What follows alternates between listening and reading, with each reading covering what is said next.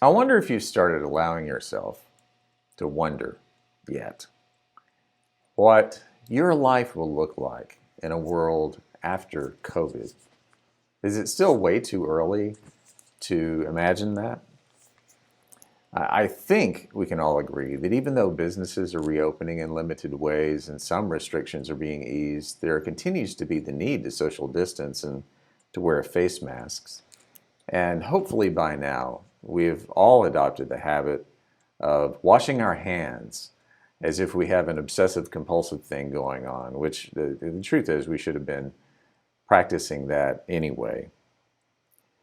We know that we're not out of the woods. We know that new spikes in COVID cases are happening, and that'll probably be true for at least a year or more, and that's regrettable.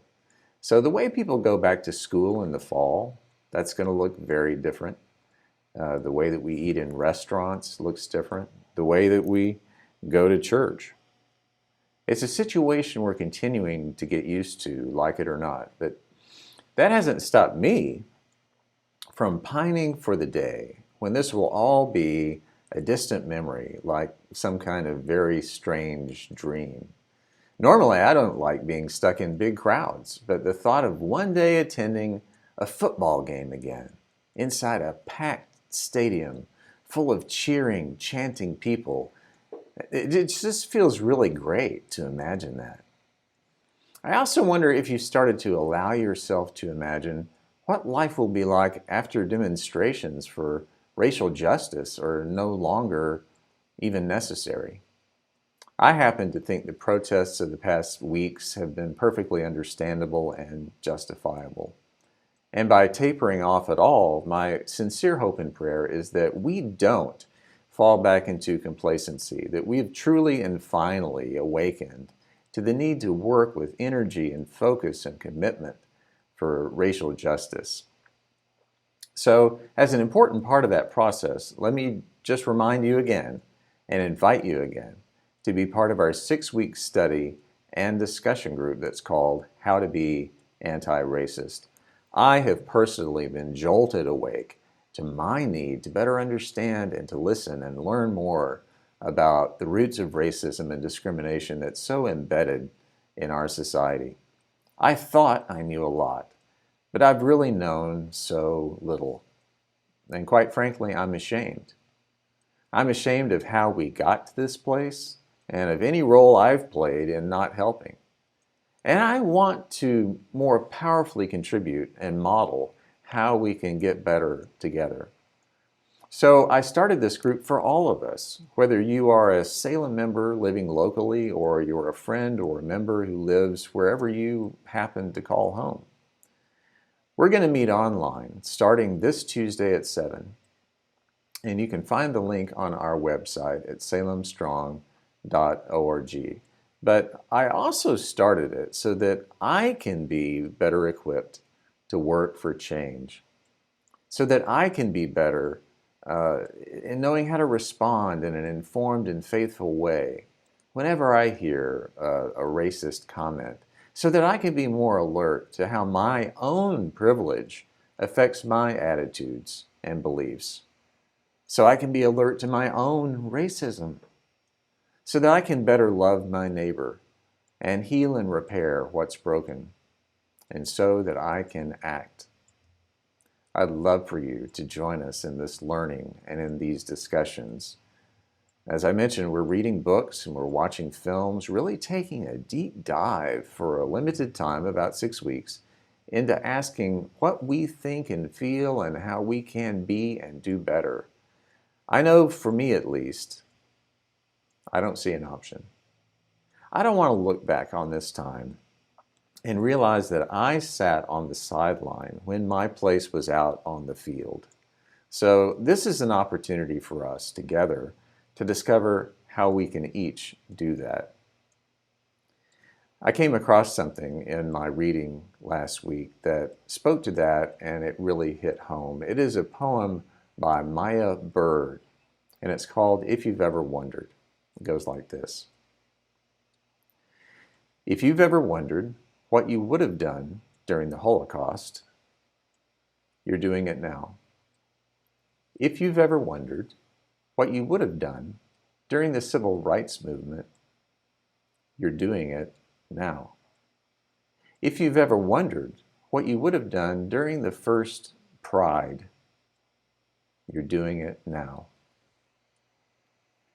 If you've ever wondered what you would have done during the Underground Railroad, you're doing it now. If you've ever wondered what you would have done during the reign of the Ku Klux Klan, you're doing it now. If you've ever wondered what you would have done during Nat Turner's slave uprising, you're doing it now. If you've ever wondered what you would have done during the Japanese internment camps, you're doing it now. If you've ever wondered what you would have done during the days of the Rainbow Coalition, you're doing it now. If you've ever wondered where you would land in history, you're doing it now. You know, it was one of my consistent experiences as a hospice chaplain years ago to be at the bedside of someone who was dying. It was a special privilege, a holy time, really. And I lost count of the times a patient would open up to me, knowing that they would soon be transitioning to another kind of life. And they would tell me what they regretted about this life. They regretted not appreciating how brief life was. You know, it's an old saying, but it's absolutely true that no one wished they would have spent more time at work. That's a lesson I'm still learning. But the most common regret of all was that what they did not do. It went way beyond regretting things like never taking that cruise to Alaska. It was about staying silent when they had the chance to speak up, remaining on the periphery when they could have been and felt like they should have been right in the middle of things. Not taking enough chances, not making amends, not forgiving or asking for forgiveness, holding on to old grudges that only made them feel bitter needlessly, minding their own business because it was easier and less risky than getting involved, maintaining or protecting the status quo rather than making waves, and worrying way too much about what other people thought about them. But I never heard one person ever regret risking, daring, standing out from the crowd. The folks with the most regrets also told me they didn't think of themselves as bad people or that they were necessarily lacking in courage or in moral imagination. You know, it takes courage and fortitude and persistence to get up every morning and raise a family and do what's required to make ends meet. Plenty of heroic people never make headlines or have statues made for them. But they also very often told me that they spent too much time waiting and wondering, waiting for the time to be right to speak out and take a risk, waiting until they felt fully prepared and practiced before stepping out onto stage, waiting until they had all the resources in place before they could make that move, maybe even waiting for the permission they felt they needed. Only later did they realize they were always as equipped as they would need to be in that moment, and that it's okay to learn by doing, and that the only permission anyone needs is the permission that you give yourself.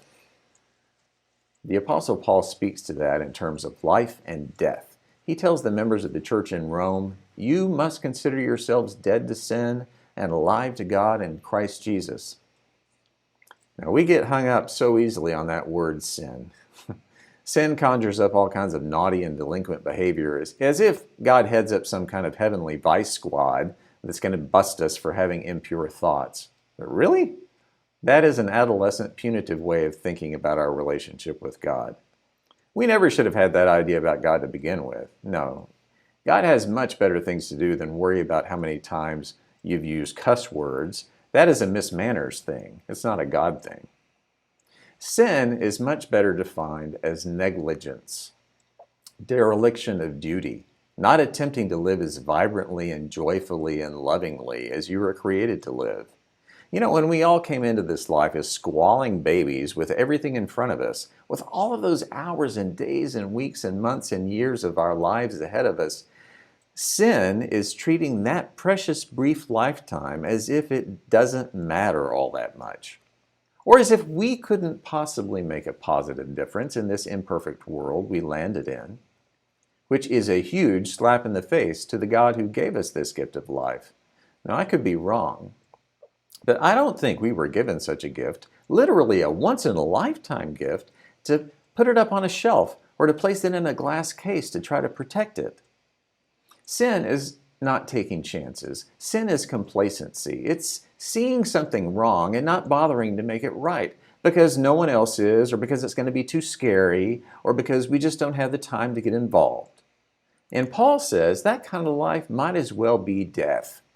That kind of life is living in sin. But the good news is, another life is ours to have if we wake up to it. It's a life of looking beyond ourselves and our needs. It's the life that Jesus lived and invites us to live, where you see wrongs and you say out loud, that is wrong, no matter what others may think. I mean, can you imagine for 1 minute Jesus of Nazareth giving a hoot about what anyone else thought about him? Going around everywhere, criticizing the way things were in his day and time. I mean, would he have ever reached out and touched and healed a leper? Would he have ever sat down for dinner with people who were social and religious outcasts? Would he have ever stood on a hillside and told 5,000 people that their lives had value and meaning and that God loved them more than anything, even if they did not obey a bunch of religious rules and regulations? I can't imagine that we ever would have heard of someone named Jesus if he had been content to keep his mouth shut and obey all the rules of proper society. He lived life. He lived large. He risked all that he had and regretted nothing and changed everything. That's the life Paul's talking about. It's certainly not a life of waiting around and wondering what's going to happen next, because there's plenty to do right now. It's about today, folks, being fully alert to the present moment. And it's about what we can do to live fully into it in the same healing, reaching, daring, forgiving, self-giving, loud and proud way that Jesus lived it. I've no doubt that you've heard this before, but it's my favorite quote of all time. It's by Theodore Roosevelt, who was a very imperfect person, but who also lived life very large, and who rarely, if ever, wasted time wondering and waiting for what would happen next or what people thought about him. He said this: "The credit belongs to those who are actually in the arena, who strive valiantly, who know the great enthusiasms, the great devotions, and who spend themselves in a worthy cause, who at best know the triumph of high achievement, and who at worst, if they fail while daring greatly, so that their place shall never be with those cold and timid souls who know neither victory nor defeat." This is our time, not to wait and wonder about what's next, but to live today.